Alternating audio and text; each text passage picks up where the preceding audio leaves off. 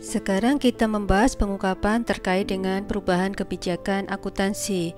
Users atau pengguna laporan keuangan seperti kreditor dan investor menginginkan informasi keuangan yang konsisten dari satu periode ke periode lainnya. Hal ini diperlukan agar informasi laporan keuangan relevan dan dapat digunakan untuk pengambilan keputusan.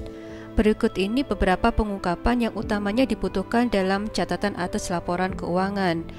Yang pertama terkait dengan penjelasan jenis perubahan kebijakan akuntansi. Berikutnya yang perlu diungkapkan adalah penjelasan alasan yang menunjukkan bahwa metode terbaru itu akan menghasilkan informasi yang dapat dipercaya dan relevan. Jenis disclosure berikutnya adalah seperti yang sudah saya jelaskan tadi, kita menyajikan informasi yang membandingkan penggunaan metode lama dengan metode baru. Seperti di slide ini, di mana kita membandingkan penerapan dengan metode lama dan metode baru. Kemudian, disclosure berikutnya yang tergolong penting adalah terkait dengan jumlah yang disesuaikan. Jenis disclosure yang kita sebutkan di sini berhubungan dengan perubahan kebijakan akuntansi yang secara voluntary atau sukarela dilakukan oleh perusahaan. Kemudian, disclosure berikutnya tergolong penting adalah terkait dengan berapa jumlah yang harus disesuaikan. Jenis disclosure yang kita sebutkan di sini berhubungan dengan perubahan kebijakan akuntansi yang secara voluntary atau sukarela dilakukan oleh perusahaan. Contohnya, perubahan dari metode penilaian persediaan dari average ke FIFO. Jenis pengungkapan akan berbeda jika perubahan itu sifatnya diwajibkan oleh standar akuntansi terbaru. Dalam kondisi ini, perusahaan harus melakukan penyesuaian transisional seperti yang diminta oleh standar. Tampilan di slide ini menunjukkan contoh disclosure yang dibuat oleh PT Denson, dan PT Disclosure menulis di catatan atas laporan keuangan sebagai Note A untuk menjelaskan perubahan metode akuntansi untuk kontrak jangka panjang. Di sini bisa kita lihat skenarionya masih sama, bahwa perusahaan itu menerapkan percentage of completion method pada tahun 2019, sedangkan sebelumnya perusahaan sudah menerapkan cost recovery method. Berdasarkan data yang sudah kita bahas tadi, maka terdapat net income di tahun 2019 sebesar 120.000 dari sebelumnya sebesar 108.000. Seperti yang kita lihat di slide ini, Denson melaporkan net income dengan metode baru, yaitu percentage of completion method untuk tahun 2018 dan 2019.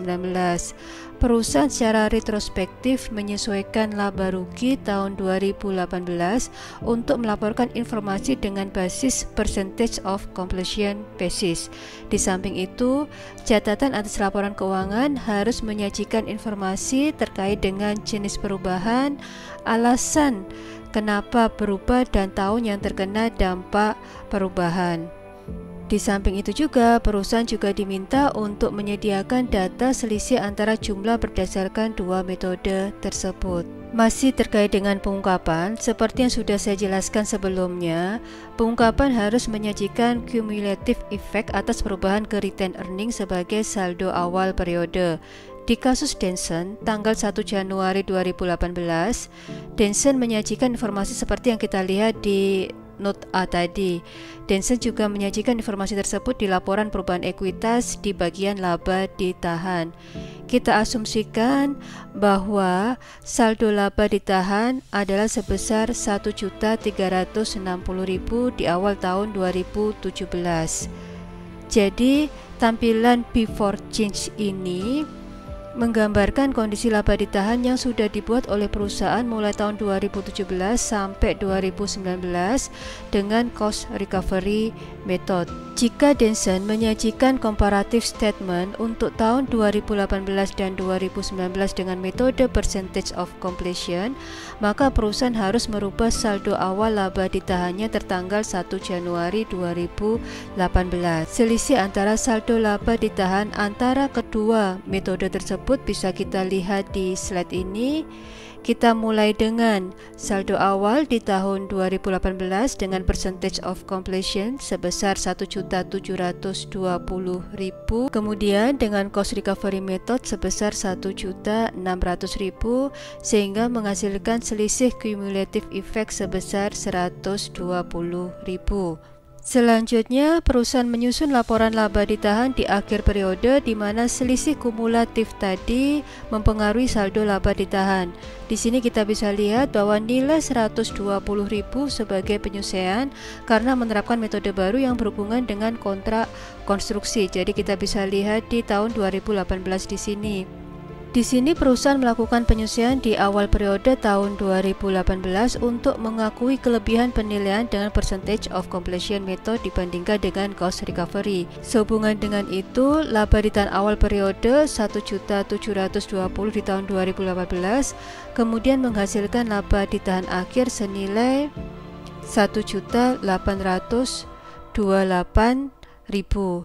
Nilai 1.828.000 itu mempengaruhi laporan di tahun 2019 sebagai saldo awal laba ditahan, sehingga jika perusahaan menghasilkan laba sebesar 120.000 di tahun 2019, maka laba ditahan akhir tahun 2019 menjadi 1.948.000.